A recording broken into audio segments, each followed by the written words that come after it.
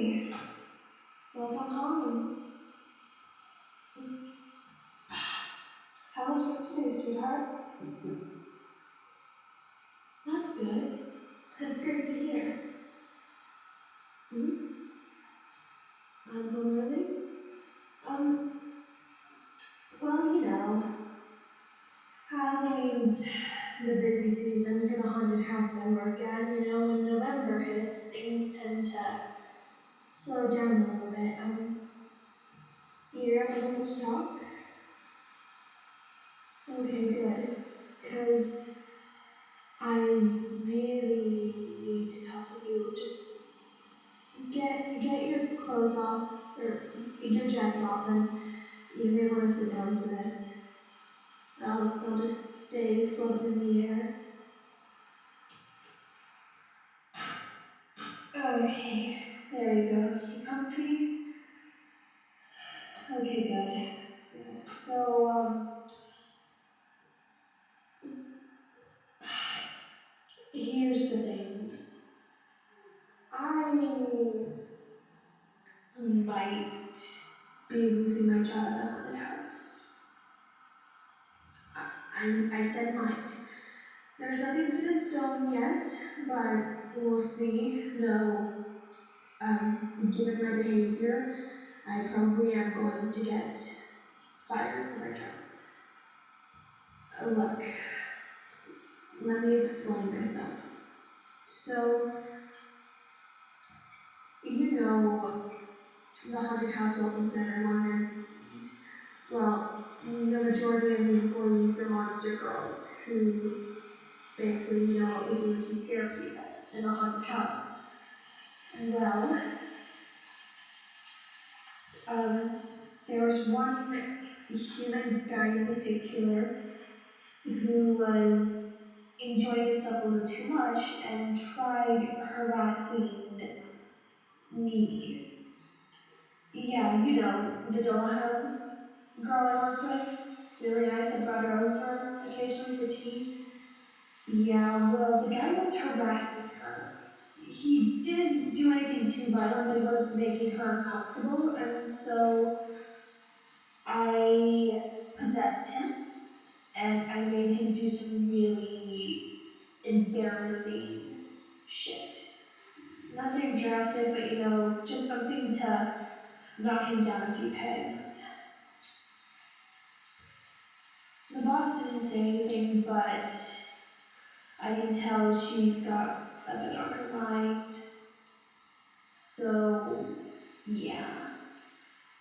I know it was reckless, and I probably shouldn't have done that. The moment I got out of him, I said to myself, Lauryn, you probably shouldn't have done that. At the same time, he was harassing my friend. And so, if I end up losing this job, I'm not going to apologize for what I did. I'm sorry, but that was my friend he was making uncomfortable, and I don't take lightly to people fucking around with my friends and making those I care about uncomfortable. So, yeah.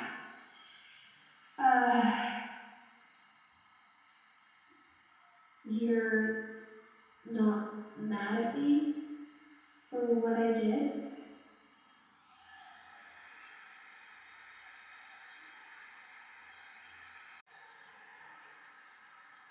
No, I didn't hurt him.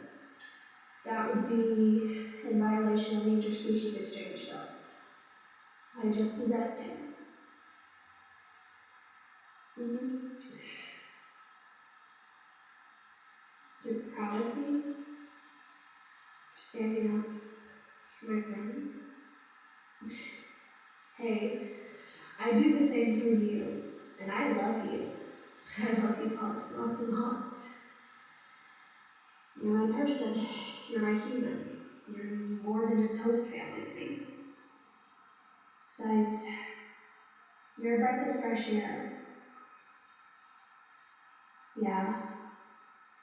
I guess with you, you make me feel sort of alive. Yeah, laugh it up. Yuck. I know it's corny, but still. After everything I've been through, You're a breath of fresh air, pun intended. And you're not bothered by my stitches or the fact that sometimes my two halves end up splayed. You're a genuine human. You actually care about me. And, well, you're easy on the eyes among other things. But, but, yeah, we'll see what happens in regards to my job, but hey, I might not get fired. I might get a raise. The raise is doubtful, but you know what I mean. I'm not worried. But I promise, if I do end up losing this job, I won't be a lightweight. I'll still help pull my own weight around the house. After all, we are splitting the rent of this place. It may be $3,000, but it is worth it. Look at this view we get. The windows are big, and we get to see the rain in all its raininess. I love days like this. It's rainy, it's cold, there's fog and mist everywhere. It just makes me happy. Yeah, my dad always did say my mom was part undying, but I don't really know. Didn't I tell you? Oh, right. I suppose you know you've taught me how to open up more and how to, connect with people. I suppose I am still a little bit shut off. But let's just say who I was as who I was in life.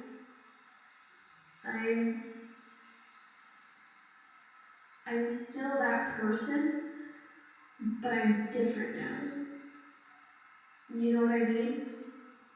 Like, I've grown, I've died, and yet even though I'm a ghost and I am by all means dead, I'm still growing and changing.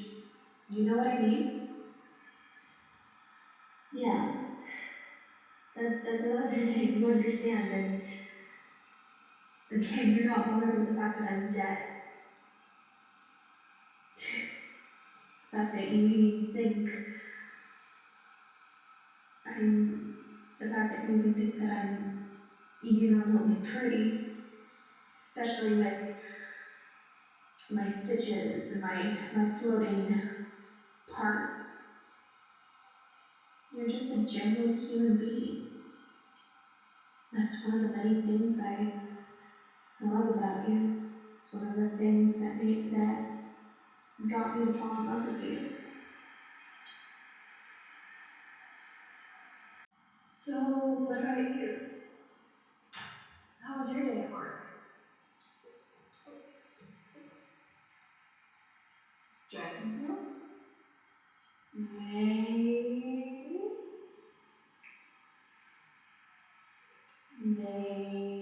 this is the last one? Hey, easy, tiger, easy. I'll buy some more, I promise. Cross my heart, my next paycheck's coming in real soon. Besides, you're not the only one who loves Dragon's Milk beer. Like, I know it was invented, like, before the interest-rate exchange bill came to enactment, but damn, it's still so fucking good. And besides, after the day I had, I figured, maybe I needed to unwind a little. Yeah, believe it or not, it is very time and energy consuming to possess somebody. I mean, yeah, it was easy getting in that guy, but it was hard to get out after I'd worn him out. That and also his body was extremely filthy. Like, he was not good. His body was disgusting.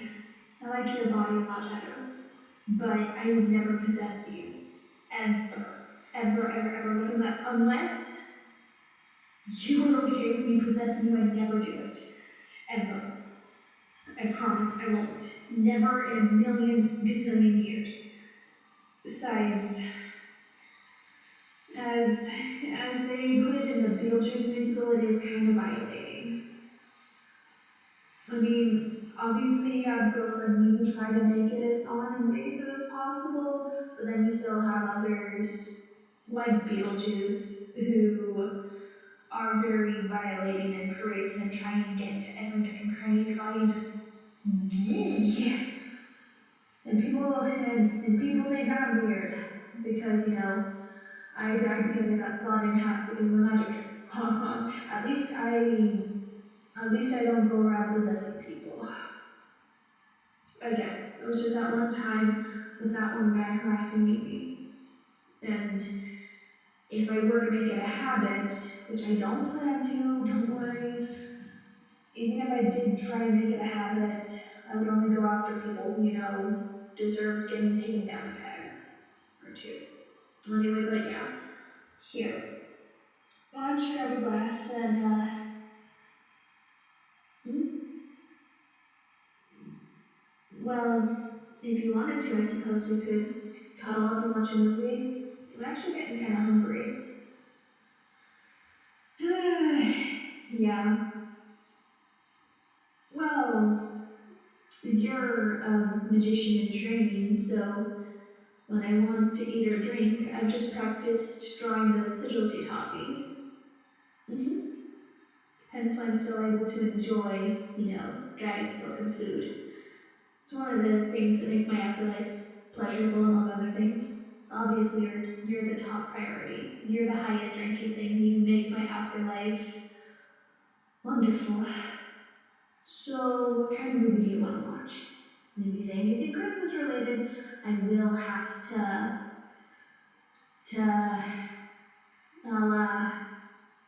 I'll lick you. I'll give you a big, wet, sloppy ghost lick.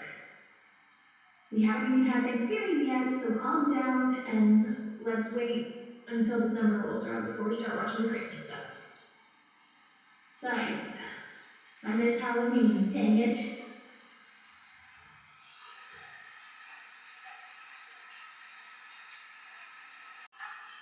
You wanna watch Fantastic Mr. Fox? Okay, I'll bite. That is one of my favorite fall movies. And then, the closer we get to Thanksgiving, the closer we can watch those Thanksgiving specials we like. You know what? I don't care what you think. I may like the old-fashioned cartoons, but they are wholesome. Dang it! Let me have this. I may be dead and may not be able to enjoy many of the things life has to offer. Just let me have these cartoons. I'm kidding.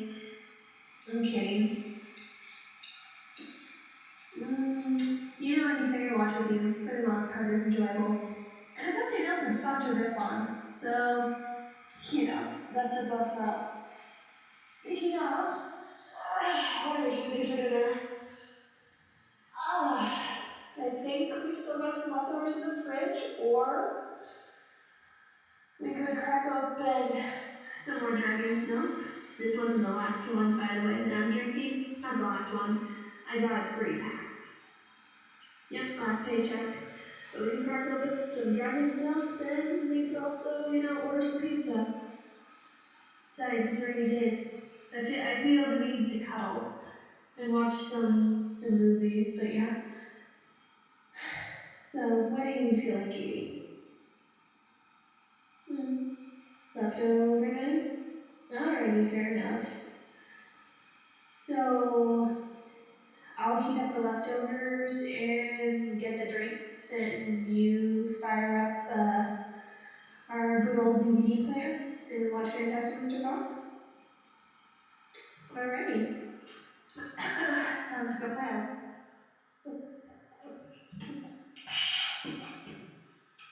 Make sure you break out our cuddle blanket, though. We want to snuggle. Be right back.